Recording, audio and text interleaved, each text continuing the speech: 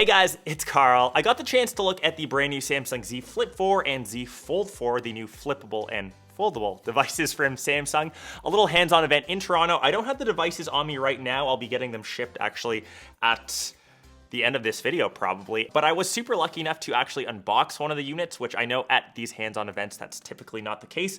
So for the Z Flip 4, we'll do that one first. I will leave the Fold 4 unboxing linked right up this way. The box, super minimal, as most boxes are these days from most phone companies. And the box design being very similar to what we got in the latest Samsung device, which I have here, which is my S22 Ultra, my daily usual Android device. You can see how it's split two tones. So of course, this one says Z Flip 4 on the box. And inside of the box, we pretty much just have the phone and sealed stickers itself. That's how minimal the unboxing is. And you can see that I have the purple Z Flip 4 here. It does come in 4 colors. So obviously the purple, which I have, the gold, which is their version of rose gold, black, as well as blue. You can also get their bespoke line. So if you want to customize your phone, you can get it in, of course, the unique colors. Taking off the plastic, which is probably the most satisfying thing.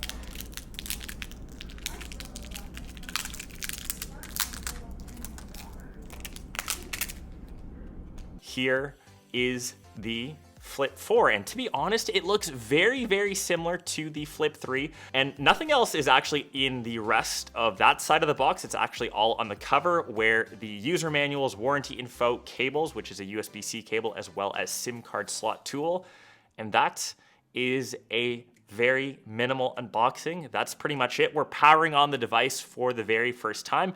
And like I said, it has a very similar feel to the Flip 3. There's a few different upgrades. So the hinge mechanism is 6 millimeters smaller, which should give it a bit of a thinner profile when folded, or I guess flipped down completely. They freed up or reoriented some space on the inside, rejigged the internal, so now it has a 3700 milliamp hour battery, so expect to get around 4 hours extra of battery life, and I found that was one of the biggest issues with the Flip 3, the battery life. Sometimes near the end of the day, you would need to quickly juice it up. We do have 25 watt fast, I'll put that in quotes, fast charging from Samsung, still stuck to 15 watts on wireless charging.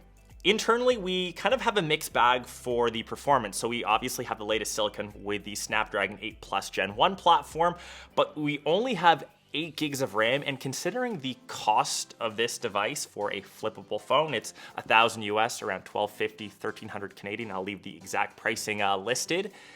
That's an expensive phone, and you probably want to have the best specs, and I get that Samsung is reserving that for their Z Fold line. It is a pretty tough ask to get people to spend $1,000+ on a device to only have 8 gigs of RAM, especially when we have other budget options. I won't mention any names, but phones starting at around $500 to $700 have at least 16 gigs of RAM. I know it's not all about numbers, performance, obviously. From my quick time testing, everything was quick and snappy, but I know that benchmark or spec heads will probably complain about that.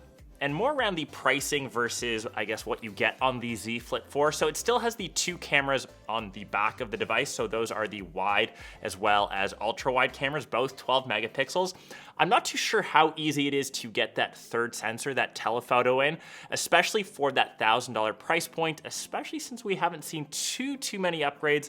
Once again, it's something that I think Samsung could implement to their premium flippable phone. I know that they want to reserve that for their S22 line, for the Z Fold line, but for that price point, I think it might be something that could be included.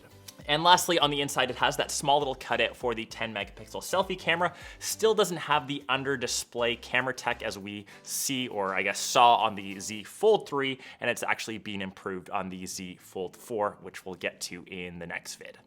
You also have the option of 128 gigs or 256 gigs of storage, no micro SD card slot. We've seen that for the past little while now. And the Z Flip 4 is actually the first flippable phone with an IPX8 water resistance rating. So unfortunately that X means they still can't give you a full dust rating. And obviously that's because dust can still find its way into some of the folding mechanisms, which has always been an issue with either folding or flipping devices.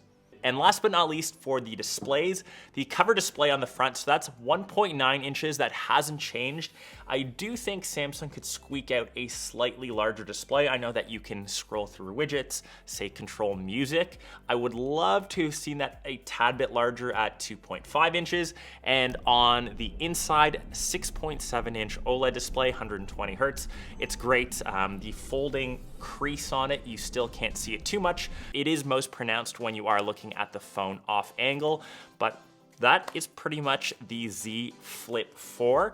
Curious to hear your guys' thoughts. Obviously, by the time this video goes live, I should have my review unit. I'm actually in Europe. I'm recording this the day before I actually leave. So when I'm back in the studio, I will do my full testing.